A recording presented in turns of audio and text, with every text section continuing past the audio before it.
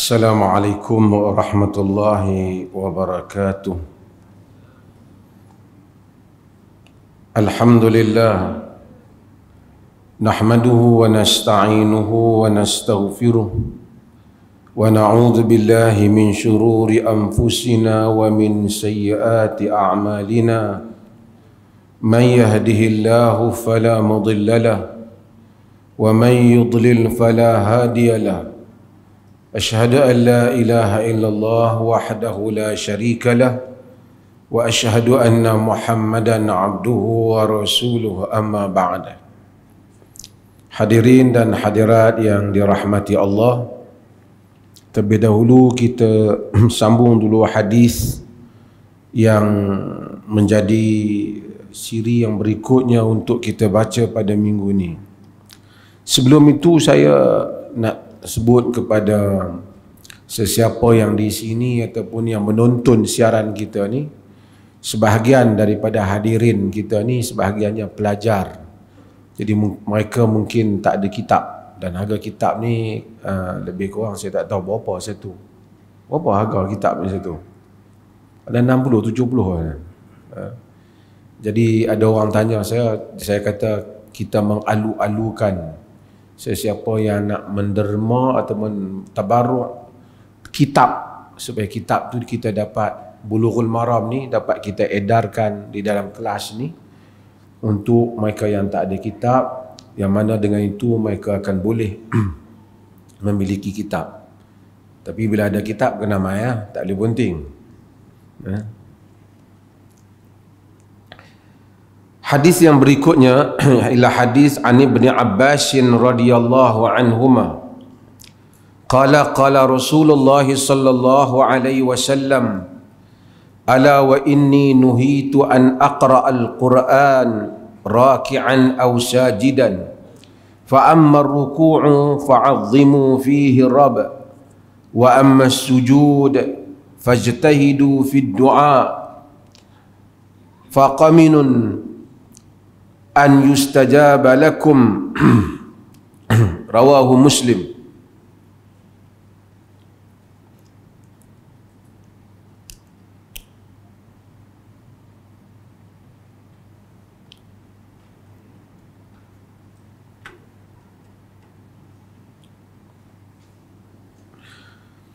Daripada Ibnu Abbas radhiyallahu anhuma, katanya, kita terjemah dia dulu dan kemudian kita syarah hadis.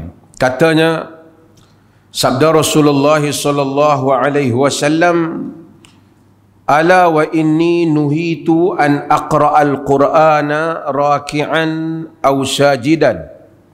Ketahuilah sesungguhnya aku nuhitu, aku dilarang.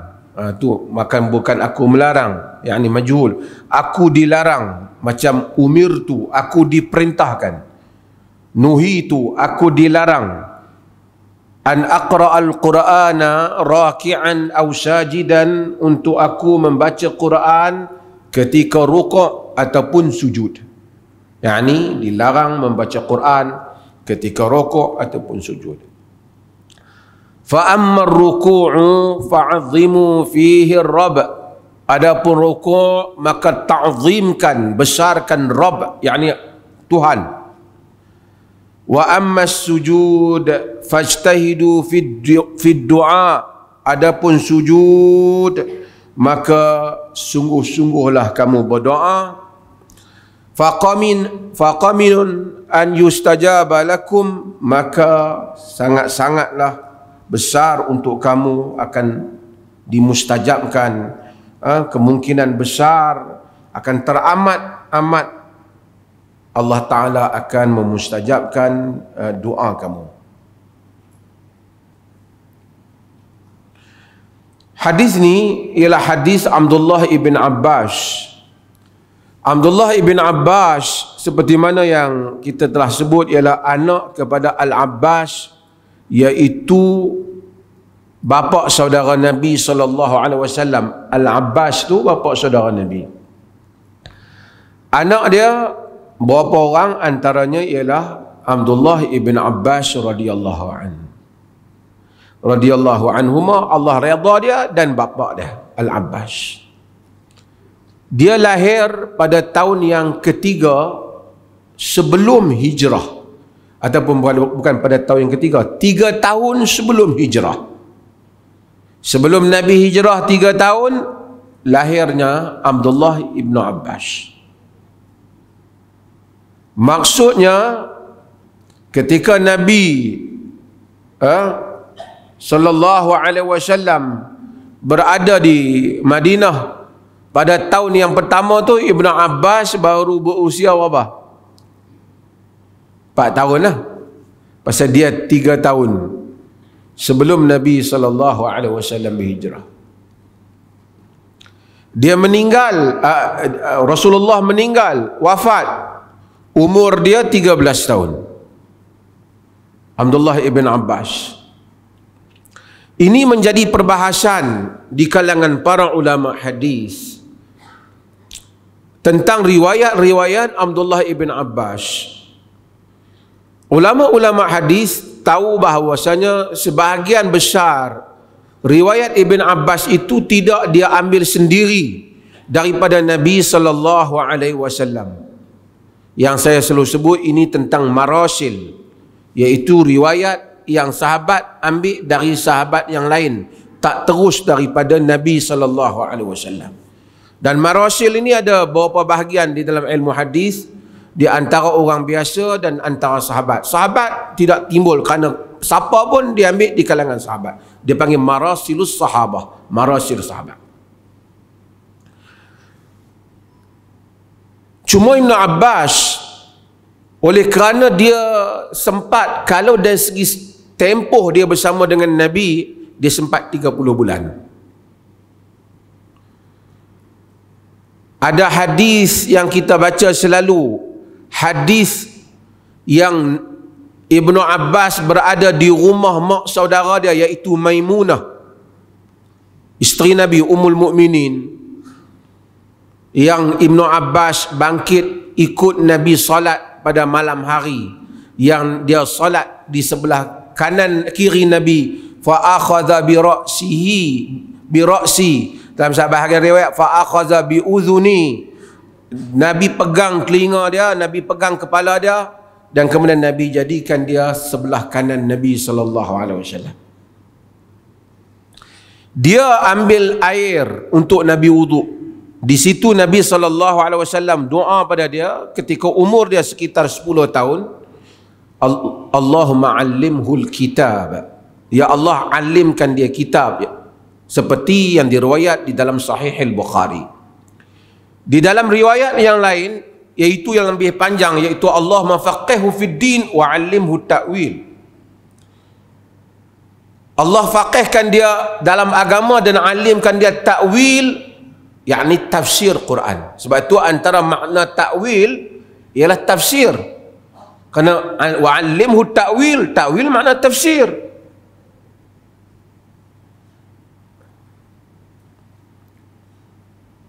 Para penulis orientalis mereka petikai Ibn Abbas ini kerana mereka kata, macam mana riwayat Ibn Abbas ini begitu banyak, sedangkan khulafa yang 4 pun tak lebih banyak pada Ibn Abbas.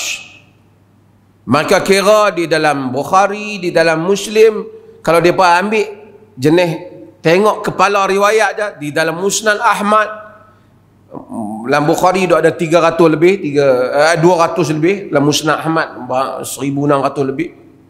Mereka kata ini sampai 1600 sampai 1700 mengatasi khulafa sendiri. Ini tak logik. Ini ada sentimen Bani Abbas. Lagi saya sebut apa sentimen Bani Abbas. Kerana sebab tu kadang-kadang orang bila dia nak kira hadis, dia kena ilmu ni tuan-tuan, ilmu bidang kepakaran ni kan. Dia nak kira tu pun dia kena ahli bidang tu. Kalau dia pergi ambil hadis tu, misalnya hadis Ibnu Abbas, tentang nama lelaki yang bersama dengan Nabi Musa, yang Al-Quran cerita Nabi Musa pergi belajar dengan dia tu. Nama apa? Nabi apa tu? Nabi Khidir. Quran tak sebut, tapi riwayat Bukhari sebut nama dia Khidir, riwayat Ibn Abbas. Hadis tu memang di dalam Bukhari ada 12 tempat, tapi 12 tempat tu hadis yang sama lah. Dia hanya melalui rawi-rawi yang lain ataupun pengulangan oleh Al-Imam Al-Bukhari. Dalam bab ni dia ulang balik hadis tu, dia melalui sanad yang lain, riwayat ni di sanad yang lain, tapi hadis tu pada hakikatnya sama saja. Nak faham tuan-tuan yang bukan bidang hadis ni macam ni, kejadian tu sama, tapi dia ada cerita tu datang melalui anak murid A, anak murid B, anak murid C. Kalau kita himpun cerita tu, memang mungkin ada 10 cerita, tapi cerita yang sama, cuma jalur cerita tu, jalan cerita untuk sampai ke cerita tu melalui mulut orang yang berbeza. Tuan-tuan faham ni? Saya tuan-tuan dengar, faham ke ni? Faham. Jadi melalui jalur yang berbeza. Kalau kita fikira dia jadi 12, tapi hakikatnya satu cerita ya. Orientalis dia kata macam mana, tengok ada 200 berapa lebih dalam Bukhari saja. Kalau kita kira betul-betul riwayat Ibn Abbas daripada Nabi ni campur pi campur mai 300 sahaja. 300 sahaja. Faham ni? Belajar-belajar quick mas. Maksudnya 300 saja hadis yang Ibn Abbas kata dia ambil daripada Nabi atau dia riwayat daripada Nabi. Sama ada dia riwayat langsung daripada Nabi, itu beberapa hadis, atau dia riwayat daripada sahabat lain. Bila sahabat lain, dia artinya dia tak tengok Nabi, pasal dia Nabi wafat umur dah 13 tahun. Jadi bila dia nak riwayat hadis daripada sahabat, dia tak kata sami'tu Rasulullah, aku mendengar Rasulullah, kerana dia tak dengar. Dia hanya akan kata qala Rasulullah, kata Rasulullah, ataupun qala Rasulullah an Rasulillah, daripada Rasulullah. Sebab dia tak sebut rawi yang sebenarnya, bukan dia ambil terus sahabat lain. Mungkin dia ambil daripada Ibnu Umar, mungkin dia ambil daripada Abdullah bin Amr. Jadi jalan itu dia tak habaq lah, sebab dia kira sahabat-sahabat dia lah, cuma dia mudah. Hal yang seperti itu tidak boleh dibuat melainkan sahabat sahaja, tak boleh dibuat.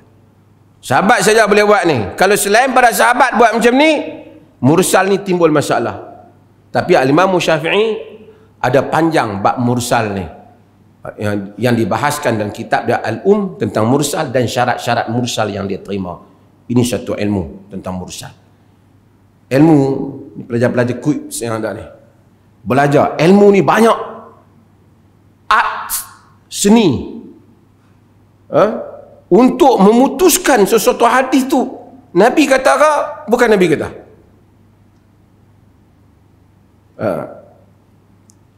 Jadi Ibnu Abbas dia kata dia riwayat yang betul-betul diambil daripada Nabi, maksudnya yang hadis dia sama ada diambil langsung ataupun diambil melalui sahabat, kita tolak hak melalui mulut anak murid dia, mungkin 1000, ratus.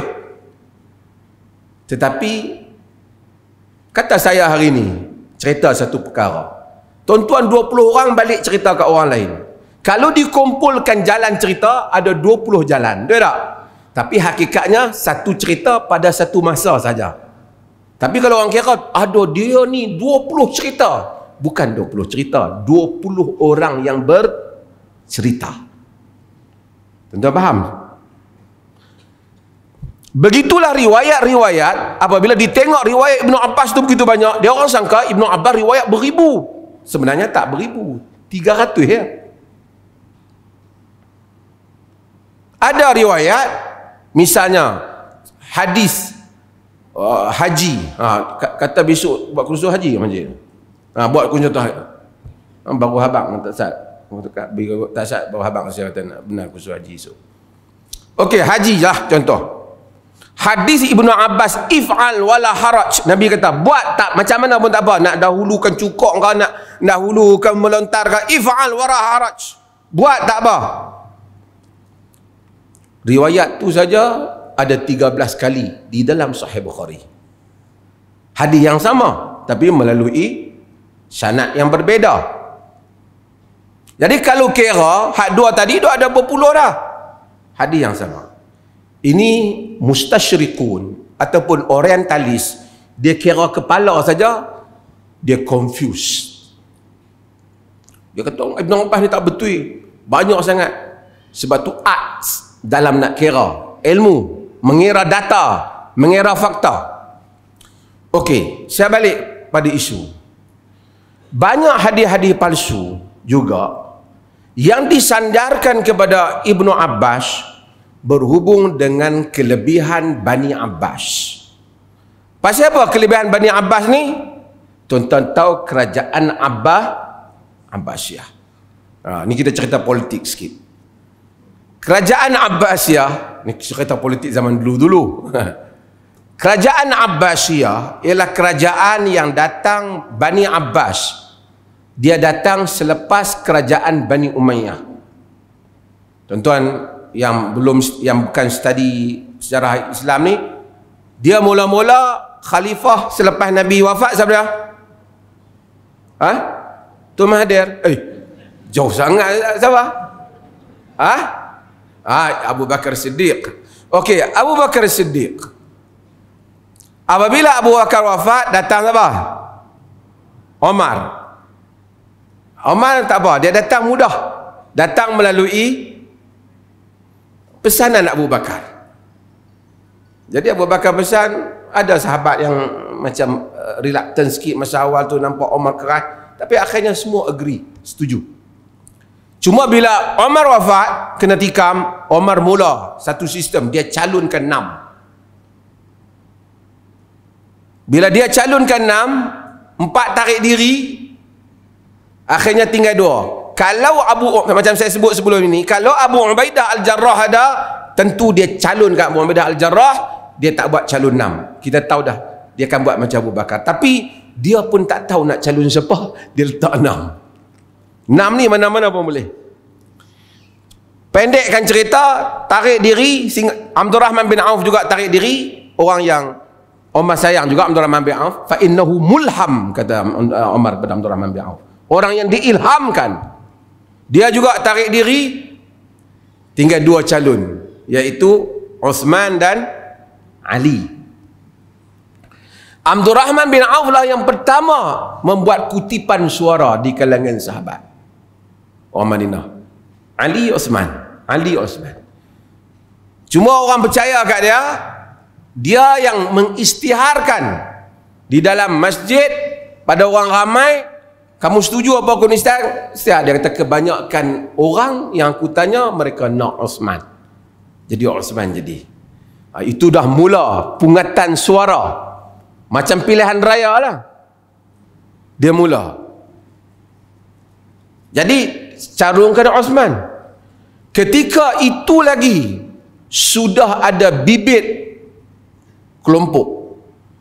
Sehingga sebahagian buku-buku sejarah akan tulis wa kana min syi'ati Uthman wa kana min syi'ati Ali. Dia dari Syiah Uthman, daripada Syiah Ali. Syiah tu bukan Syiah hari ni ni. Syiah tu maksud penyokong Uthman masa kes nak jadi khalifah. Kes Ali nak jadi khalifah, kes Uthman nak jadi khalifah. Itu penyokong Uthman, itu penyokong Ali. Bila Uthman dibunuh, tak ada. Al-Afiqi bin Al-Aqi telah ambil negara berapa puluh hari, tak ada. Pemberontak jahat ambil negara. Kemudian memaksa sahabat. Ali menjadi khalifah dalam keadaan keterpaksaan. Kerana tidak ada pilihan. Kalau tidak, pemberontak menguasai dunia Islam. Sahabat sebahagian tak puas hati. Mereka kata, tapi Ali kata aku bukan jahil. Mereka masuk jumpa Ali, bayya'naka ala an tuqima hudud Allah. Kami berbaiat pada engkau dengan syarat engkau menegakkan hudud Allah, hukum Allah, iaitu membunuh pembunuh Osman. Ali jadi khalifah dalam keadaan yang macam Maulana Abul Hasan Ali An-Nadwi tulis dalam bukunya Al-Murtada. Dia kata dalam keadaan yang suasana yang tak pernah dialami oleh sahabat. Cakap-cakap merata, cerita mata, keadaan tegang, macam-macam pendapat, tuduhan. Ada kata Ali terlibat, ada kata Ali tak terlibat. Tim Muawiyah tak mau ikut, Aisyah juga tak mau. Aisyah juga membantah pembunuh Osman, bukan tak mau pada Ali, tapi bantah kerana tim yang duduk macam-macam. Berlaku pembunuhan di kalangan sahabat, mati.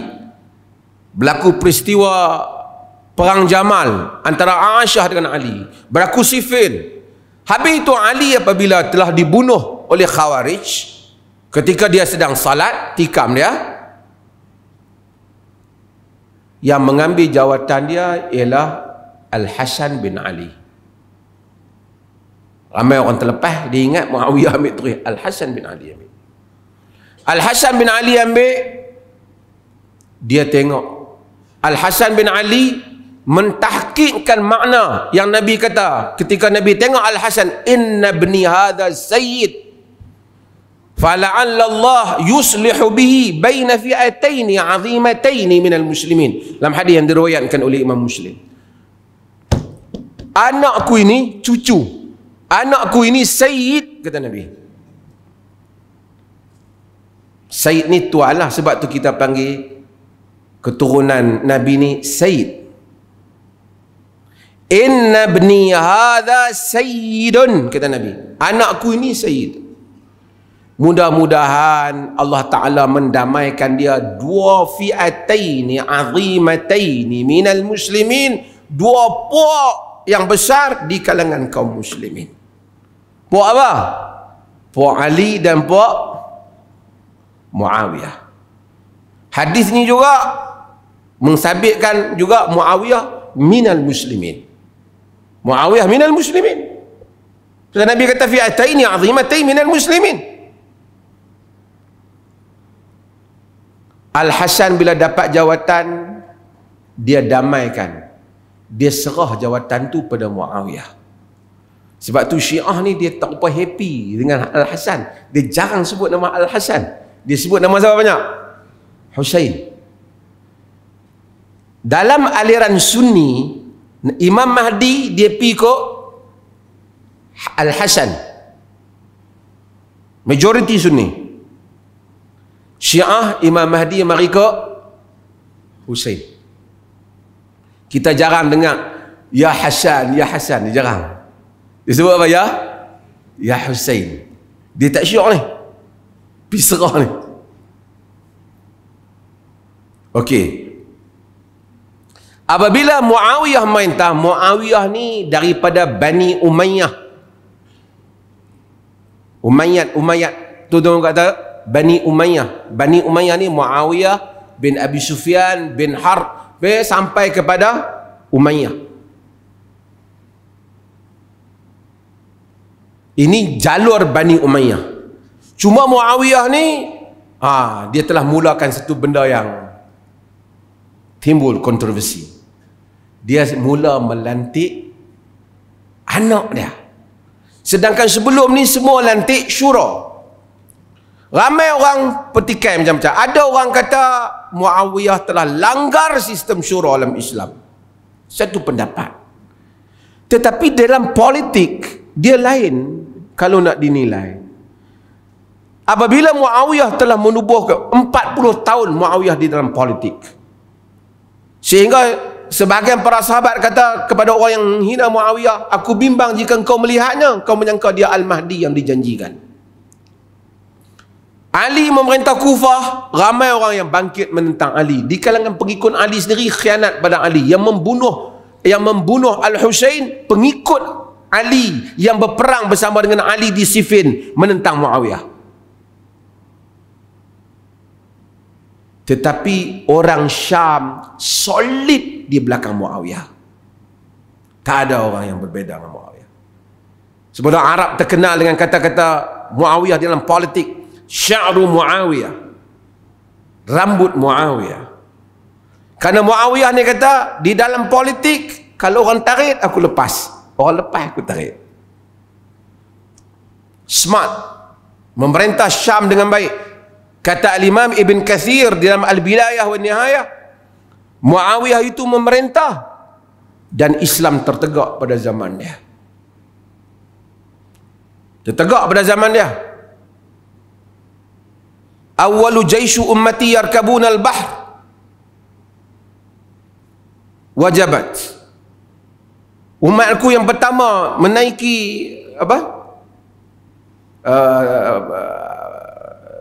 kapal dapat masuk syurga dengan berbagai riwayat. Kapal yang pertama Muawiyah zaman Uthman bin Affan memerangi tentera Kristian. Tak apalah kontroversi Muawiyah. Siapa yang ni ustaz-ustaz yang minat ni, yang dengar dia baca buku antara yang menarik, buku yang ditulis oleh Munir Ghadban, Muawiyah bin Abi Sufyan, sahabiyun jalil wa malikun mujahid. Muawiyah bin Abi Sufyan, sahabiyun jalil wa malikun mujahid. Muawiyah ni dia merintah, dan lepas pada dia yang ambil Yazid anak dia. Macam saya kata tadi, ada orang tak puas hati pasal orang kata Muawiyah tak ikut syura. Tetapi apabila sistem kerajaan tu dah kuat, kalau dikembalikan balik kepada kabilah-kabilah Arab untuk mengundi nak jadi siapa, sekali lagi bertempur. Tapi kalau diturunkan kepada sama dengan kabilah, rangkaian kerajaan dah ada. Itu pada pandangan Muawiyah. Kita boleh setuju, kita boleh tak setuju. Tapi pengalaman bertukar-tukar ni telah berperang di kalangan Arab. Telah berperang di kalangan Arab. Kita okey, Arab perang, kita tak. Selepas daripada Muawiyah lantik Yazid, dan Yazid ada masalah kerana peristiwa kematian Husain, peristiwa Harrah, peristiwa banyak lagi di Makkah, di Madinah, tak apa. Pro and kontra Yazid. Lepas pada itu diganti-ganti. Antara Bani Umayyah yang tuan-tuan kenal, tuan-tuan semua tahu, ialah Omar bin Abdul Aziz. Ni keturunan Bani Umayyah. Ini di antara khalifah-khalifah Bani Umayyah. Dan ada banyak lagi Bani Umayyah yang lain. Sehingga kan akhirnya Bani Umayyah ini ditumbangkan oleh Bani Abbas. Bani Abbas ialah Bani keturunan Al-Abbas. Ni Al-Abbas bin Abdul Muttalib, bapa saudara Nabi. Keturunan dia. Keturunan ni lah Abdullah bin Abbas ni. Kempen mereka di dalam nak ambil kerajaan, kami keturunan Nabi. Kami ada kaitan dengan Nabi. Dan Abu Abbas As-Saffah, terkenal dengan As-Saffah. Saffah ni penumpah darah, bunuh begitu banyak. Bukan saja tawan kerajaan Bani Umayyah, ahli sejarah kata, sebahagian riwayat lemah, dia juga mengorek kubur-kubur khulafah Bani Umayyah. Runcing politik.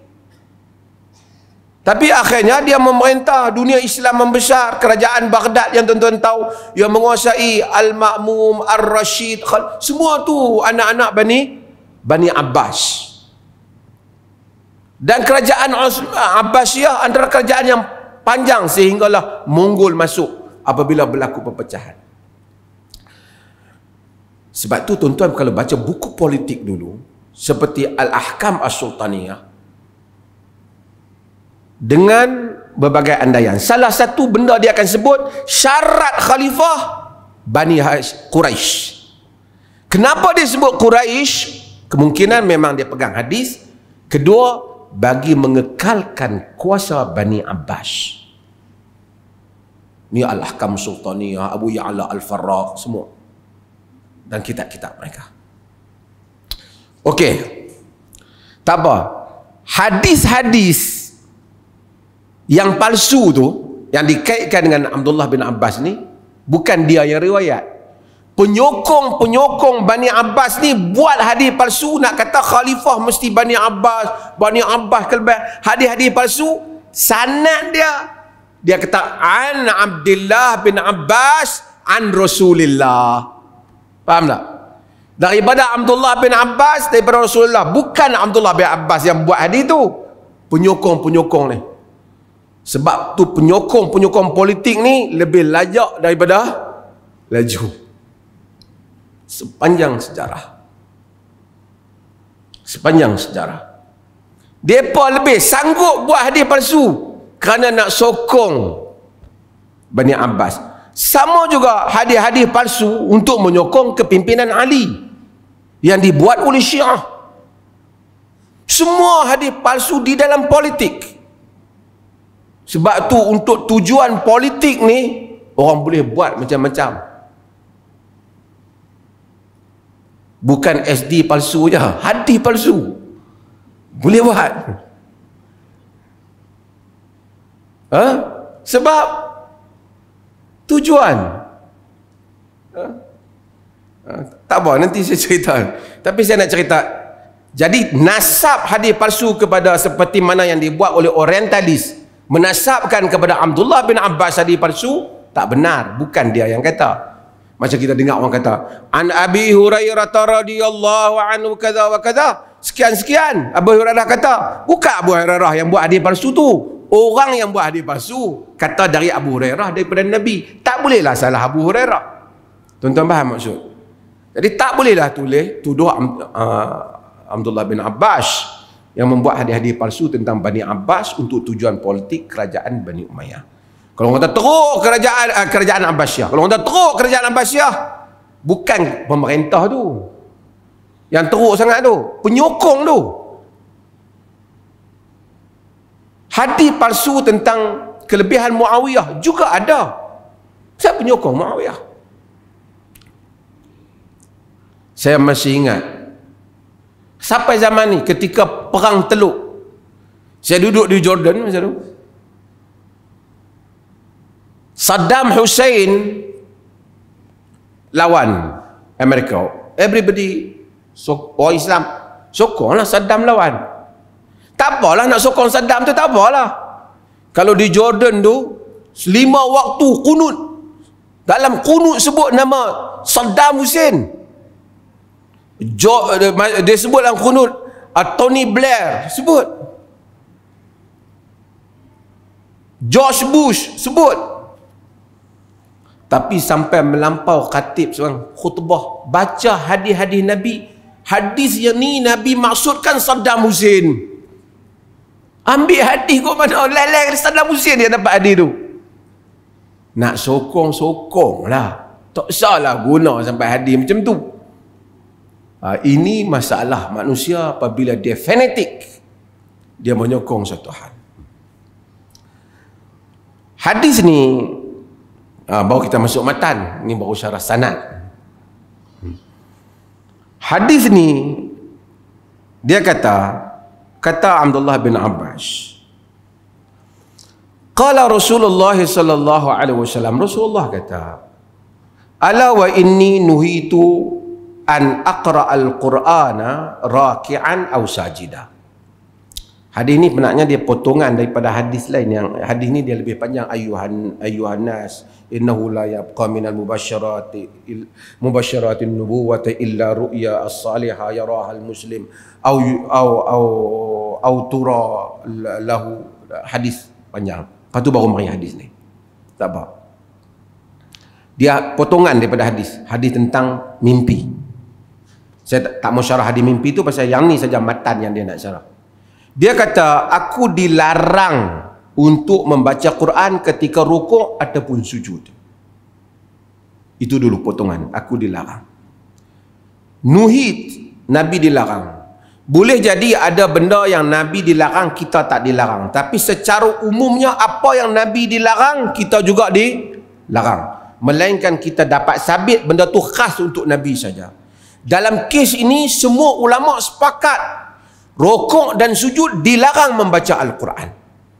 Cumanya mereka berkhilaf pendapat. Larangan ini larangan haram ke larangan makruh. Sebab itu bila kita sebut ia dilarang dalam agama, dia ada dua kemungkinan. Satu haram, satu makruh. Majoriti para ulama, saya sebut maksud larangan ini, majoriti para ulama menyatakan larangan ini larangan makruh. Seperti mana An-Nawawi sebut, inilah merupakan mazhab Abu Hanifah, ia merupakan mazhab Malik dan Syafi'i. Makruh. Makruh ni tak dapat pahala, kalau tinggal dapat pahala, cuma tak berdosa lah. Tapi makruh ni dalam Hanafi ada beberapa kategori dia lagi, mesti mana yang kita sebut dulu. Di dalam mazhab Imam Ahmad, dia kata haram, pasal larang haram. Demikian juga dalam mazhab Ibn Hazmin Al-Andalusi juga haram.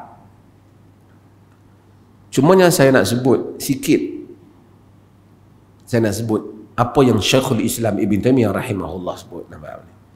Dulu saya dah sebut. Tuan-tuan, baca Quran ni mulia ke tak mulia? Mulia. Tidakkah bacaan Quran, membaca Al-Quran itu afdalul zikr, sebaik-baik zikir? Betul tak? Sujud benda yang mulia ataupun tak? Rokok benda yang mulia ataupun tak? Kenapa tak boleh baca Quran di tempat yang mulia? Walaupun jumhur kata sebab rokok dan sujud tu menyebabkan kita duduk di bawah, Quran duduk di atas, itu andai jumhur. Tetapi kenapa Allah tak bagi? Dalam hadis Ali kata, nahani Rasulullah larang aku daripada buat benda ni. Kenapa? Kata Ibn Taimiyah, sebab agama ni ikut Allah arah. Logik kata rokok baca Quran mesti bagus ya. Sujud dalam hadis Muslim yang selalu kita baca, aqrabu ma yakunu al-abdu min rabbih wa huwa sajid, yang paling dekat hamba daripada Tuhannya, hal keadaan dia itu sujud. Tapi dia tak bagi baca Quran.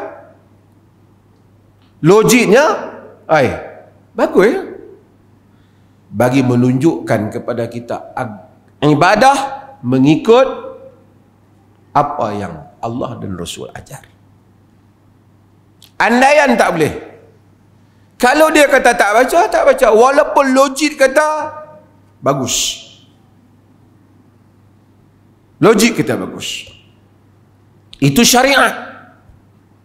Bab lain tak apa, bab ini dia telah buat ketetapan kepada kita. Dia kata fa'ammar ruku', adapun ruku', fa'azzimu fihi rabb, maka hendaklah kamu membesarkan kepadanya ar-rabb. Yani azimu ni ta'zim, azim, yakni mengagungkan ya. Sebab tu Arab ni banyak azim, hadha amrun azim, ini perkara yang sangat besar. Wa amma sujud fajtahidu fid du'a, adapun sujud bersungguh-sungguh doa. Di dalam hadis Uqbah bin Amir, dia riwayatkan daripada Nabi SAW, dia kata apabila turunnya fasabbih bismi rabbikal azim, bertasbihlah dengan nama Tuhanmu al-azim. Nabi SAW, ini surah Waqi'ah, Nabi kata ij'aluha fi ruku'ikum, jadikan dia pada rukuk kamu. Itu kita baca subhana rabbiyal azim. Bila turun pula sabbihis marabbikal a'la, dalam hadis Uqbah bin Amir dia kata, Nabi kata ij'aluha fi sujudikum, jadikan ia pada sujud kamu. Sebab tu masa sujud kita baca apa? Subhana rabbiyal a'la. Di samping ada bacaan-bacaan yang lain, nanti apabila sampai hadis tu saya akan syarahkan hadis tu. Tetapi Nabi kata pada sujud inilah paling dekat, paling mudah untuk Allah memustajabkan doa kamu. Maksudnya dalam sujud kita disuruh berdoa, dan Nabi SAW berdoa. Sebab itu tuan-tuan, kita ni banyak terlepas. Setengah orang dia kata, jumpa kita, dia kata, hampa untunglah boleh pergi Mekah, doa Tuhan terima sana. Ya benar, itu faktor tempat. Tapi faktor masa dan waktu dan amal yang paling dekat hamba dengan Allah ialah semasa sujud. Tadi kita semayang ada 6 sujud. Sagi Isya ada 8 sujud. Banyak kita terlepas untuk kata, ya Allah ampunlah aku, ya Allah beri rezeki pada aku. Kita terlepas.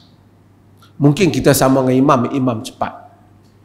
Sebab itu kita salat malam, kita sendirian, sujud boleh lama, minta lama. Walaupun hadis yang lepas rukuk kelihatan macam lebih panjang daripada sujud, tetapi Nabi suruh kita fashtahidu fi doa, sungguh-sungguh doa. Doa.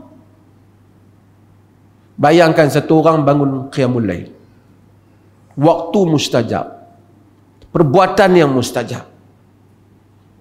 Malam 1/3 yang akhir mustajab. Sebagai riwayat 2/3 yang akhir. Sujud tempat yang mustajab.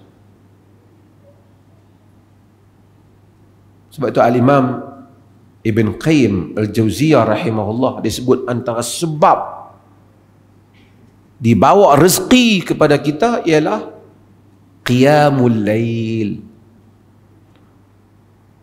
wal istighfaru fil ashar, dan istighfar pada waktu sahur. Istighfar masa sujud, minta ampun. Selepas daripada sujud duduk, lepas semayang bangun, bagi banyak masa sikit, sejam, kalau yang rajin 2 jam, minta. Allah akan mendatangkan keajaiban rezeki dan kemustajaban doa yang tidak terbayang oleh fikiran kita. Apa yang kita sangkakan mustahil, ia tidak mustahil apabila Allah Subhanahu wa taala mengkehendakinya. Fashtahidu fi doa, kata Nabi, bersungguh-sungguh pada doa. Faqaminun an yustajaba lakum, maka akan dimustajabkan, sangat dekat, sangat hampir untuk dimustajabkan kepada kamu. Mudah-mudahan kita doa pada itu, insya-Allah. Masuk waktu azan dulu, nanti saya jawab soalan.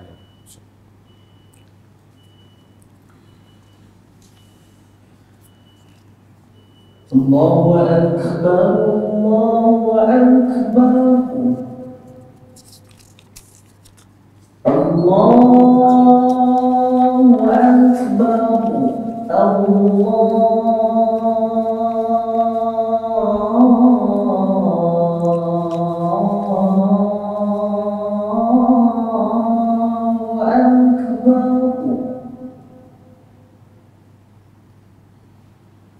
أشهد أن لا إله إلا الله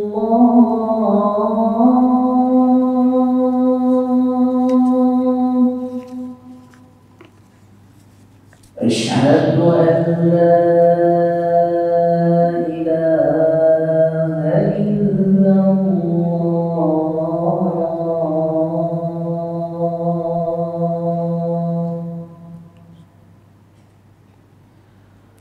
أشهد أن محمدا رسول الله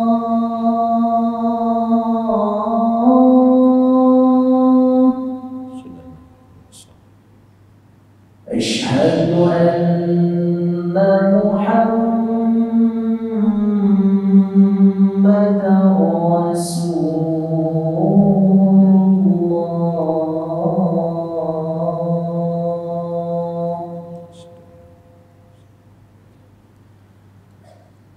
حي على الصلاة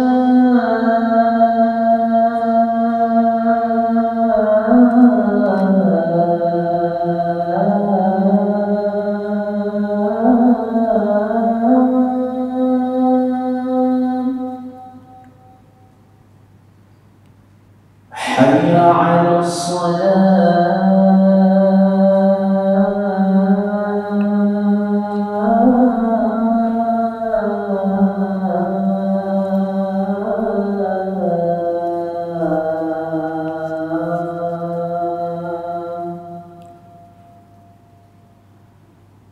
حي على الفلاح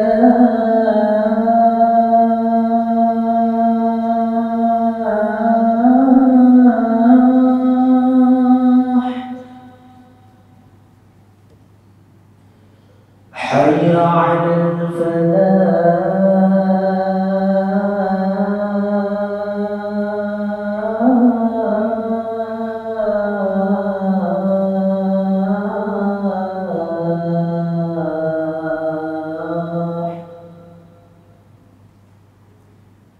الله أكبر الله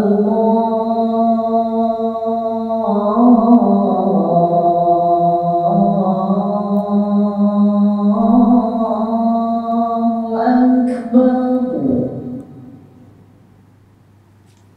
لا إله إلا الله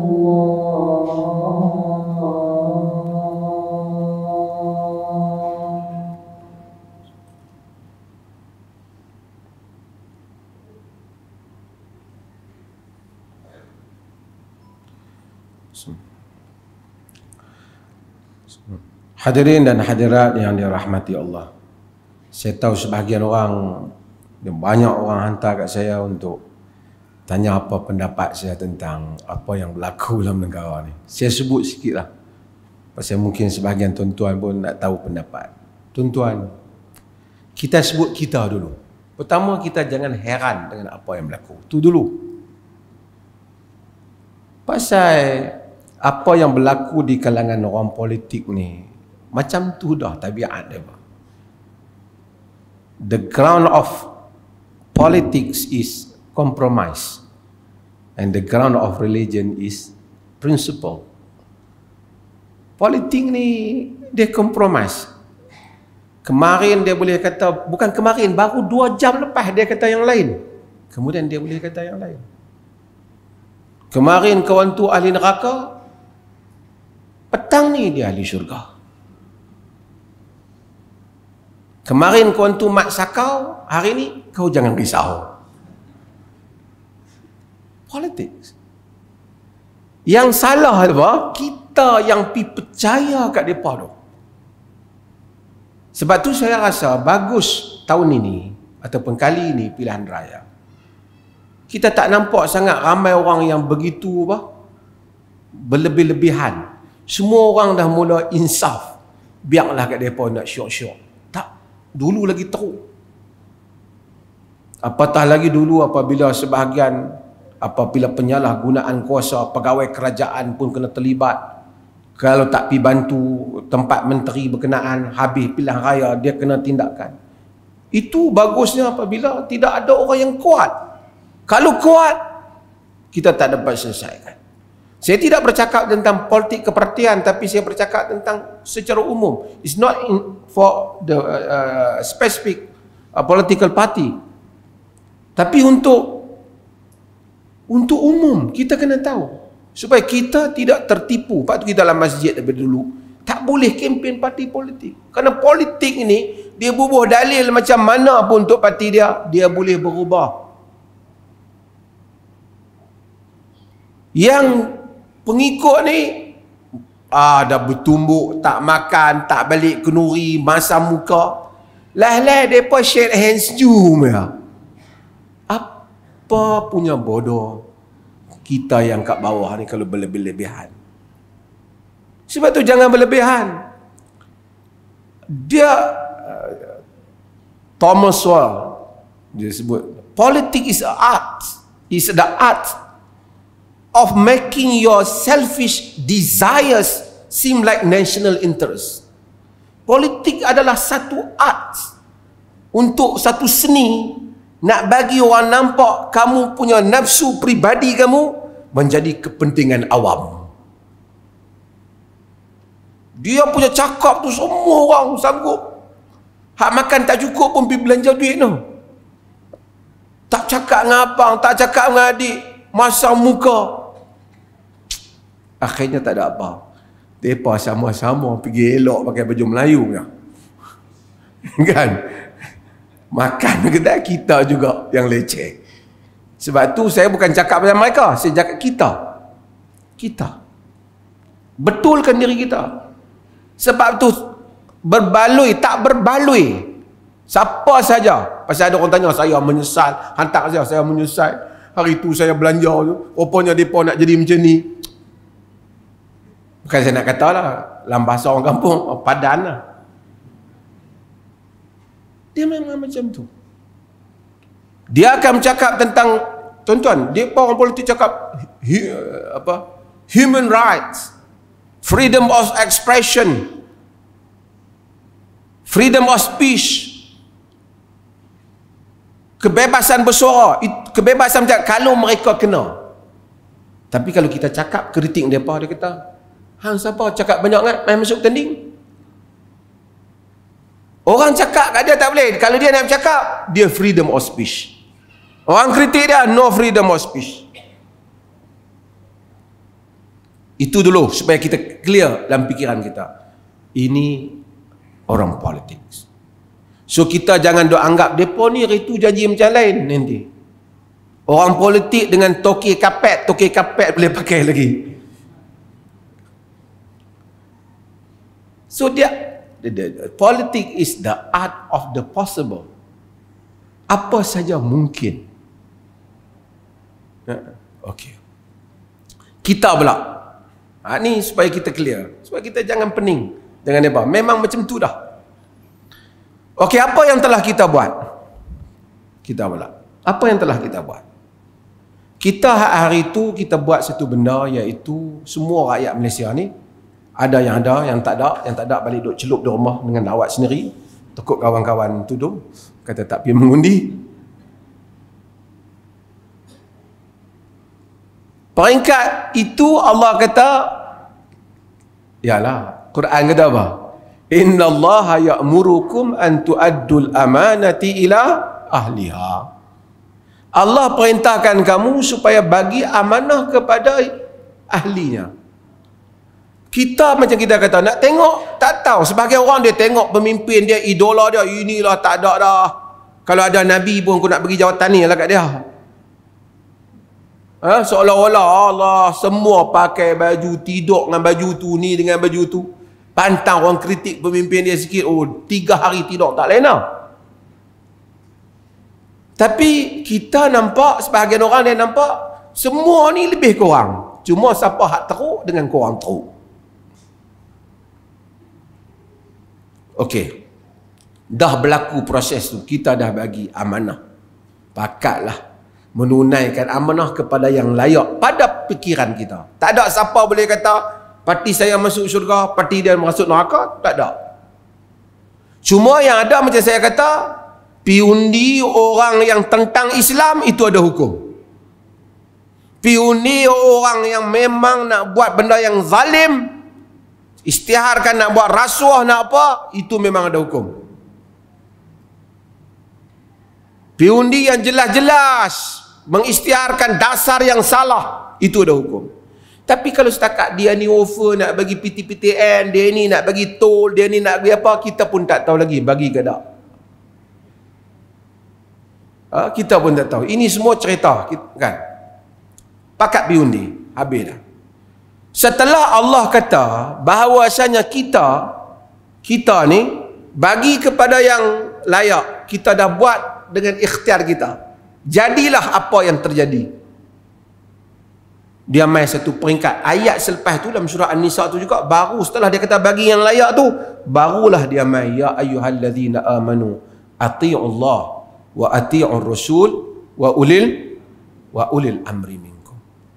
Wahai orang beriman, taat Allah, taat Rasul dan ulil amri, orang yang memegang urusan, orang yang berkuasa di kalangan kamu. Al-Imam Syafi'i kata ulil amri, dia merujuk kepada sama ada yang dilantik oleh Nabi, kerana Imam Syafi'i dia tak mau ayat ni dipolitikkan kelihatannya, ataupun mereka merupakan ulama, kata dia. Tetapi majoriti para ulama menyatakan ulil amri ni bukan saja umara yang dilantik oleh Nabi, semua mereka yang ada kuasa, yang ada syaukah, yang memerintah tanah dan rakyat. Memerintah tanah saja tak ada rakyat, tak memerintah rakyat saja tak boleh kalau tak ada tanah. Maksud mesti memerintah, ada rakyat dan ada tanah, ada wilayah yang dia perintah.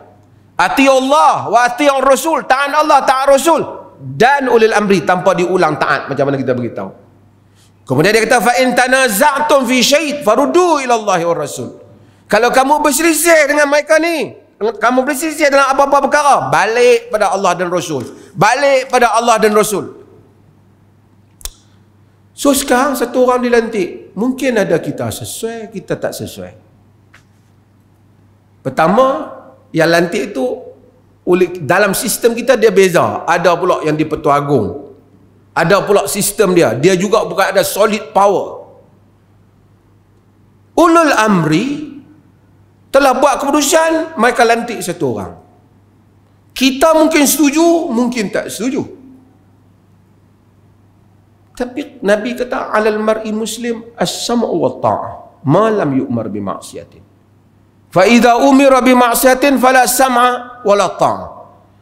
Bagi setiap orang muslim dengar dan taat selagi mana dia tak menyuruh pada maksiat. Apabila disuruh pada maksiat, tidak ada dengar dan tidak ada taat. Dia baru naik.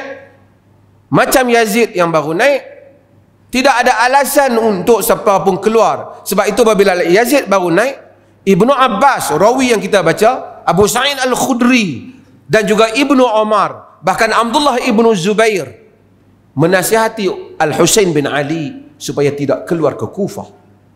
Sebab tidak ada reason untuk menentang, kerana belum membuat apa-apa kemungkaran. Jadi apa-apa saja pemimpin yang naik, walaupun kita setuju tak setuju, kita tunggu dulu dia nak buat apa. Kita berikan ketaatan, kerana Nabi SAW, Quran suruh beri ketaatan, Nabi suruh beri kita taat selagi mana dia tidak melakukan perkara yang terang-terang salah, yang membawa kepada pelanggaran prinsip. Bahkan Al-Hafiz Ibn Hajar sebut dalam Fathul Bari, wa qad ajma' al-fuqaha ala wujubi as-sultan al-mutaghallib wal jihadu ma'ahu. Bahkan telah sepakat para ulama wajib taat kepada sultan al-mutaghallib, sultan atau pemerintah yang merampas kuasa pemerintah yang lain, macam Bani Abbas yang saya kata tadi, merampas kuasa daripada Bani Umayyah. Apabila Bani Abbas rampas kuasa Bani Umayyah dan berjaya menegakkan kerajaan dia tegak itu stabil dan menguasai rakyat, agama kata taat, walaupun perbuatan dia haram. Kerana kalau kita pula keluar pergi perang dengan dia, tumpah darah lagi. Kau ni pula keluar main perang dengan kita, tumpah darah lagi. Agama kata taat. Kerana itu khairun minal khuruju alaihi lima fihi min haqnid dima. Kerana itu lebih baik daripada tumpahnya darah. Ini saya nak cerita fik yang lama. Demokrasi ni tak tumpah darah lah. Tapi nak cerita kenapa? Sebab tu Al-Imam Nawawi apabila cakap bab ini, dia kata tentang hukam yang zalim dalam syarah Sahih Muslim, wa amma khuruju alaihim wa qitaluhum fa huwa haramun bi ijma'il muslimin wa in kanu fasaqata zalimin wa sababu fi dhalika bima yatarattabu alaihi min iraqati ad-dima' wal fasadu fil ard. Adapun keluar menentang mereka, yakni menentang dengan bersenjata, adalah haram dengan ijma'il muslimin selagi sekalipun fasik dan zalim. Yang sebab yang demikian itu kerana ia menumpahkan darah dan merosakkan muka bumi. So, proses yang pertama dalam sistem demokrasi kita, dia benarkan kita pilih, kita pilih. Tapi apabila seorang telah mengambil tempat, kita taat sehingga dia melakukan perkara yang menyebabkan syarak nyatakan tak lagi boleh taat. Selagi hal itu tak berlaku, kita taat pada. Kalau tidak, negara tak boleh stabil. Sebab tu saya mengingatkan semua, daripada parti mana sekalipun, mana pemerintah yang naik, apabila dia stabil, dia sudah mendapat tempat dan kedudukannya, taat kepadanya di dalam perkara-perkara yang ma'ruf. Jangan taat dalam perkara yang mungkar. Tapi dalam sistem kita, boleh tak kita mengkritik? Boleh. Boleh tak kita memberikan pandangan yang berbeza? Boleh. Kita bukan sistem autokrasi yang tak membenarkan hal itu. Itu satu hal. Dan saya sebut, macam dengan tuan-tuan tahu, kita akan lihat macam-macam perkara bagi menginsafkan kepada kita makna orang politik. The ground of politics is compromise. Sebab itu tuan-tuan jangan percaya segala yang dijanjikan oleh orang politik. Abu Bakar As-Siddiq apabila naik memerintah, ini lain orang politik. Macam Abu Bakar, macam khulafa. Sebab itu kita heran, kenapa Abu Bakar antara ucapan dia awal, seperti yang diriwayatkan oleh Ibn Athir. Apa Abu Bakar kata setelah wallitu alaikum walastu bi khairikum fa in asa'tu fa in ahsantu faqawwimuni wa in asa'tu fa in ahsantu fa'inuni wa in asa'tu faqawwimuni. Aku dilantik menjadi khalifah pemimpin kamu, aku bukan yang terbaik di kalangan kamu. Fa in ahsantu fa'inuni, jika aku bagus tolong aku. Wa in asa'tu faqawwimuni, jika aku salah betulkan aku. Berikut dia kata apa? As-sidqu amanah wal kadhibu khianah. Benar adalah amanah, dusta adalah khianat. Kerana bukan semua orang politik itu pendusta. Kan? Bukan semua pendusta itu orang politik. Tapi boleh kata semua orang politik itu pendusta.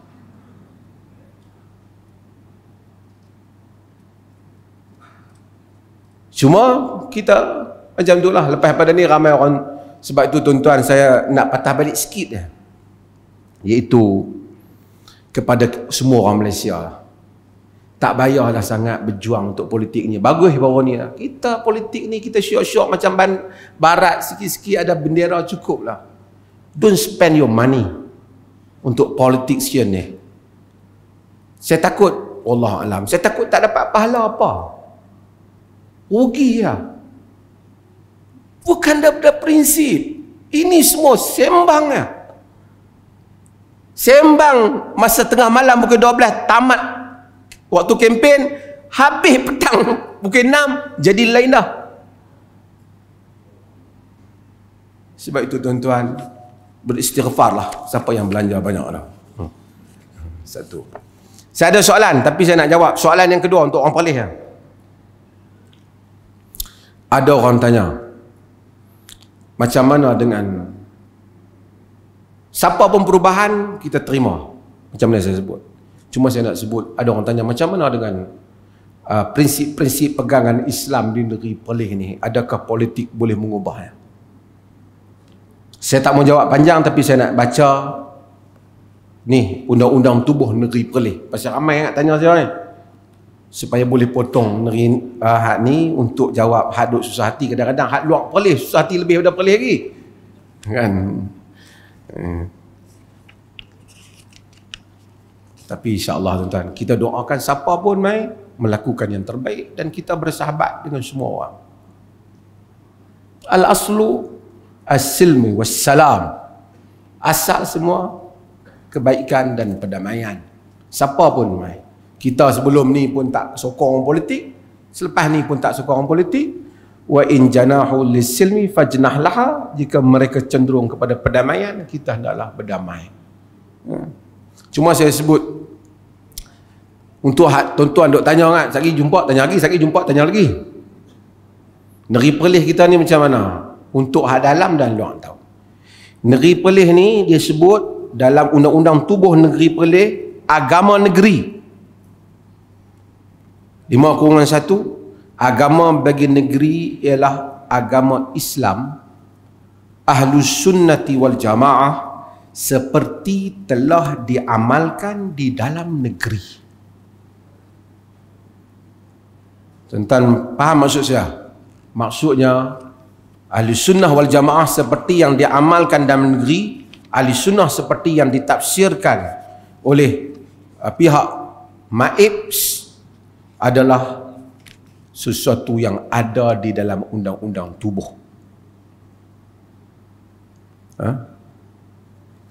CEO MAIPS pun nak luar. Okey. Bahkan Perlis ni lebih pada tu, saya sebut baca kelayakan raja, harta raja. Dia kata apa? Raja itu hendaklah seorang daripada bangsa Melayu dan darah keturunan dan darah raja keturunan pemerintah-pemerintah negeri Perlis dan laki-laki dan beragama Islam, Ahlus Sunnah wal Jamaah. Syarat raja tu Ahlus Sunnah wal Jamaah tadi seperti yang telah diamalkan dalam negeri. Ini untuk orang yang tanyalah macam mana pegangan Ahlus Sunnah di Perlis ni, pejabat MAIP dengan pejabat mufti sajalah. Tidak. Saya baca jawatan menteri besar. Ni bukan, ni umum untuk orang tahu, pengetahuan. Apa dia kata? Lebih dahsyat lanjut. Ni tahun 48 buat ni. Kita semua pun tak lahir lagi. Cikgu Bakar kena baca doa banyak kat depa ni, bagus buat ni. Saya baca apa dia kata? Tiada boleh diangkat mana-mana orang menjadi menteri besar melainkan ia itu daripada bangsa Melayu dan beragama Islam, Ahlus Sunnah wal Jamaah. Jadi kalau orang tanya macam mana pegangan Perlis ni, ikut musim kah? Duduk-duduk dalam undang-undang tubuh.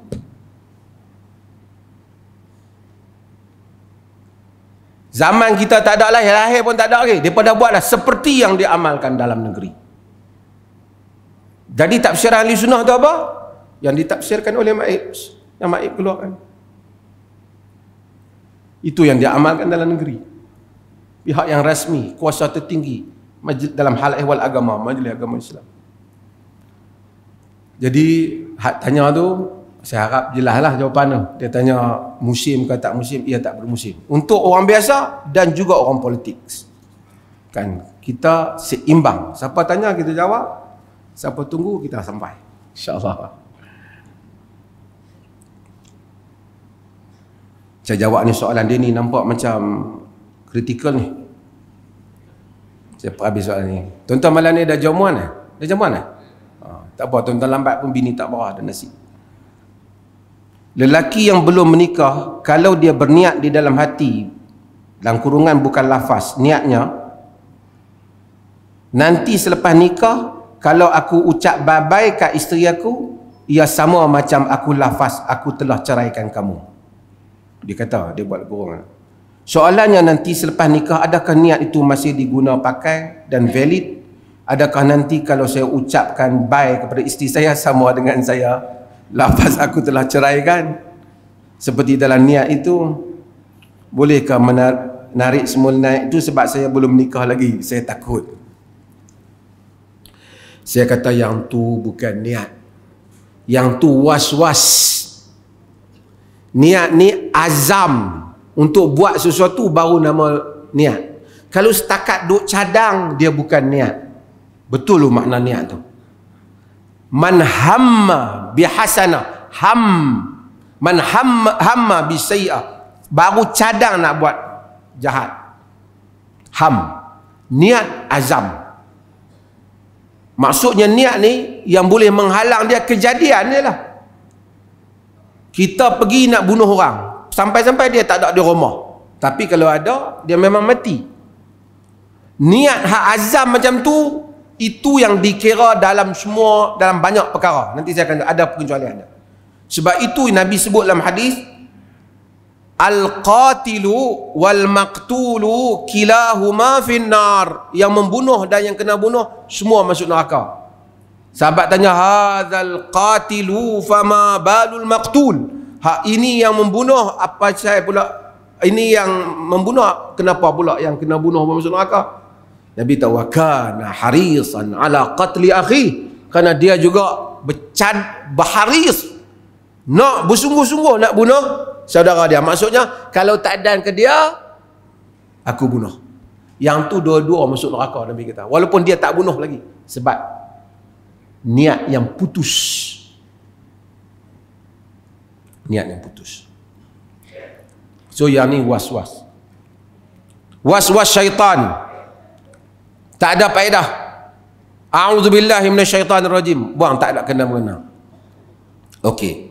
Yang tu dulu. Jadi yang ni jatuh kata itu tak jatuh. Tak jatuh. Pikir. Tak usah duk susah hati. Menikahlah 4 pun tak jatuh. Cumanya saya nak sebut, para fuqaha mereka ada berbincang hal-hal yang mana dilafazkan sebelum daripada nikah. Misalnya satu orang kata, aku nikahkan engkau, aku ceraikan engkau kepada satu orang perempuan, sedangkan dia tidak bercerai lagi. Sedangkan dia belum bernikah lagi, dia kata aku ceraikan kau. Dia kata pada satu orang perempuan. Kemudian dia kahwin dengan perempuan tu. Masa dia kata tu dia tak apa? Dia tak menikah lagi. Tapi saja dia syok, aku ceraikan hang. Lepas tu duduk sebulan ke 2 bulan, jadi jodoh menikah dua orang tu. Adakah ungkapan cerai sebelum itu dipakai? Fuqaha menyatakan tak dipakai, kerana dia cerai ketika itu, dia tak ada kuasa cerai. Dia bukan suami.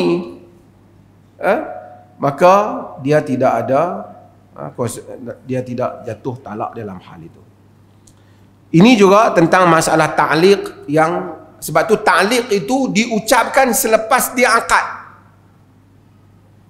Kerana kuasa cerai ada di tangan dia. Sebelum tu dia tak ada kuasa cerai. Hak ni saya jawab sikit lah, nak bagi tuan-tuan solat makan. Apa dia ni? Benarkah dikatakan bahawa pakaian yang kita pakai ketika menziarahi jenazah saudara Islam kita hendaklah ditanggal dan dibasuh selesai balik dari menziarahi, kerana dikatakan terpercik darah mayat? Kalau betul darah mayat tu terpercik ada di baju tu, kena basuh lah. Tapi kalau tak ada darah mayat, setakat kita pegang mayat saja, tidak dibasuh. Orang Islam bila dia mati tidak menjadi najis hanya kerana memegang dia. Walaqad karramna bani Adam, kami telah memuliakan bani Adam. Kan? Al-mu'min la yanjus. Orang mukmin itu bukan najis. Dalam hadis Abu Hurairah. Sebab tu maka dia tidak najis. Jadi dia pegang tak najis. Cuma orang tua-tua dulu dia kata buang tanggai tu takut hantu orang mati ikut balik rumah. Hak tu kalau tuan-tuan berjaya juga tahu lah. Setengah orang tu dia fobia, dia kata kenan lah, badi lah. Kita ni kadang-kadang benda tu kita pergi percaya. Lepas kita percaya, syaitan ambil kesempatan, dia ikut sungguh supaya menguatkan lagi kepercayaan kita tu. Lepas tu itulah aku duk kata kat hang tak percaya sangat. Macam kita satu orang, kita pergi tengok orang tu buat benda salah, gantung tangkai bubuh kat anak, ikat tangkai di tangan ke di leher ke. Kita pun tengok buat apa ni, yang ikat ni tak betul ni. Ni tamaib ni semua ni Nabi larang. Man 'allaqa faqad asyrak. Tak boleh. Dia pun macam tu ustaz no, ataupun macam tu ni Haji tu, tak apalah, saya pun tak tahu dia ikut orangnya, dia pun pergi potong budak tu menangis sungguh malam tu. Dia kata itulah aku duk kata hangpa duk percaya sangat. Syaitan ambil kesempatan supaya kita percaya benda tu. Sebab tu kita bukan dia potong. Yang mula-mula dia bergantung pada tangkai, bila dia potong tak ada bergantung pada apa. Sepatutnya bila dia potong dia bergantung pada Allah. A'udzubillahi minasyaitonirrajim, dan dia baca qul a'udzu birabbin nas, qul a'udzu birabbil falaq, baca ayatul kursi supaya meninggalkan hal-hal ni semua. Wallahu taala alam, sallallahu ala nabiyina Muhammad walhamdulillahi rabbil alamin.